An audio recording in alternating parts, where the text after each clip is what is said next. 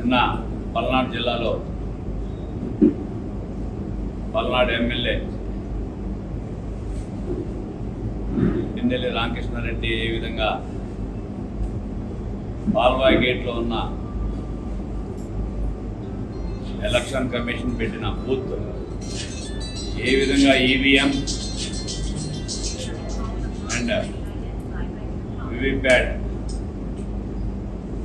ధ్వంసం చేసిన విషయం మనం సోషల్ మీడియా ద్వారా చూసాం. మీరు చూడండి, సాక్షి పేపర్లో కానీ వాళ్ళు ఇచ్చిన మీడియాలో కానీ తెలుగుదేశం పార్టీ ఒక సామాజిక వర్గంలో ఉన్న చోట మేము మా బూత్ ఏజెంట్లు లేకుండా మీరు పోల్ చేసుకున్నారని చెప్పి ఆయన 2-3 సార్లు మాట్లాడటం జరిగింది. అసలు ముందు ఒక ప్రజా పౌరుడు సామాజిక వర్గాల గురించి మాట్లాడడం కోసం సమాజ సేవ చేద్దాం వచ్చినప్పుడు అందరూ సమాన భావంతో చూడాలి. మాట్లాడితే సామాజిక వర్గం ఏం చేస్తుంది? నిన్ను అందరూ కలిసి గెలిపిస్తేనే నువ్వు ఒక నాయకుడు అయ్యావు. నువ్వు ఆ విధంగా ఒక బాధ్యత, ఒక ఎమ్మెల్యే అంటే ఒక బాధ్యతంగా ఉండాలి. ఒక పౌరుడుగా ఎట్లా ఉండాలంటే సమాజం పట్ల పెద్ద అవగాహన ఉండాలి. ఆ విధంగా ఈవీఎంను నేలకేసి కొడతాం అంటే ఇంతకన్నా హేయమైన చర్య ఏం లేదు. ఎలక్షన్ కమిషను 13వ తారీఖు ఎలక్షన్ జరిగితే ఈ రోజు వరకు కూడా ఈ సీసీ ఫుటేజీలు ఎందుకు బయటపెట్టలేదు? అక్కడ రీపోలింగ్ ఎందుకు డిమాండ్ చేయలేదు? ఈ విధంగా 4-5 చోట్ల కూడా జరిగింది, సుమారుగా 7 చోట్ల జరిగిందని చెప్తున్నారు పగలగొట్టినది. ఇది కూడా సిట్టెల బట్టి బయటకు వచ్చిందా ఈ యొక్క వీడియో రికార్డు? ఇప్పుడు దాకా కూడా ఎక్కడ మేమేం చేయలేదని చెప్తున్నారు. అక్కడ బయటికి రాగానే ఒక నాగ శిరోమణి ఒక మహిళని ఏ విధంగా అన్పార్లమెంట్ లాంగ్వేజ్లో మాట్లాడాడు మనం సోషల్ మీడియాలో చూస్తున్నాం. మహిళల పట్ల నువ్వు ఏ విధంగా మాట్లాడుతున్నావు, నేను ఎట్లా 5 సంవత్సరాలు అక్కడ ప్రజలు ఎన్నుకున్నారో ఈ యొక్క ఆంధ్ర రాష్ట్ర ప్రజలకైతే మాత్రం అర్థం కావట్లేదు. ఈ సైకో పరిపాలన జగన్ లాగానే ఉన్నారు. మీ ఎమ్మెల్యేలు అందరూ కూడా సైకోలాగా ఉన్నారు.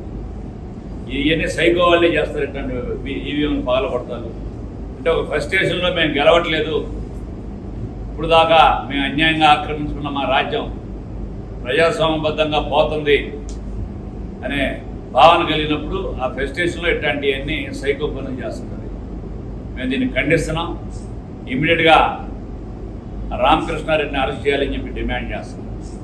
అట్లాగే అక్కడ ఒక పోలింగ్ ఏజెంట్గా ఉన్న నంబూరు శాసగిరావుని ఆ రోజున ఆయన ఎదురు తిరిగినందుకు పోలింగ్ బూత్లో బయటికి రాగానే గొడవలు పెట్టినట్టుగా గాయపరిచారు. ఆయన ఇంకా హాస్పిటల్లో ఉన్నాడు. ఆయన రక్తం మడుగులో ఉన్న ఫోటోలు కూడా ఈ యొక్క మీడియా ద్వారా బయటకు వచ్చాయి. అదేవిధంగా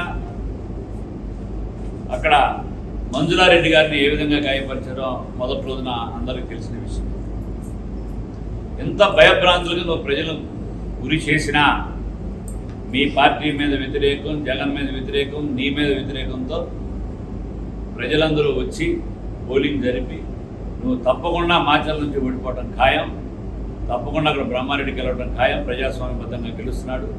మీరు ఇట్లాంటి అరాచకాలు మాత్రం చేస్తే మాత్రం ఈ యొక్క చట్టం మాత్రం మామూలు ఊరుకోదు. ఇట్లాగే మీ బాబాయ్ కూడా 2014లో పిన్నెల్లి లక్ష్మారెడ్డి ఇట్లాగే ఈవీఎంలు గుద్దాడు.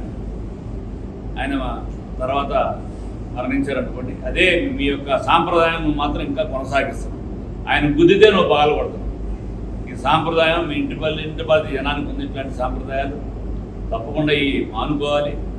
సమాజం పట్ల బాధ్యతగా ఉండాలి. ఈ విధమైన చర్యలు చేస్తే మాత్రం బాగోదని చెప్పి తెలియజేస్తూ తప్పకుండా ఎలక్షన్ కమిషన్ మనం డిమాండ్ చేస్తున్నాం. ఇమీడియట్గా అరెస్ట్ చేసి దీని మీద ఇంపార్షియల్గా విచారణ చేయాలని చెప్పి కూడా ఈ మీడియా సోదరులు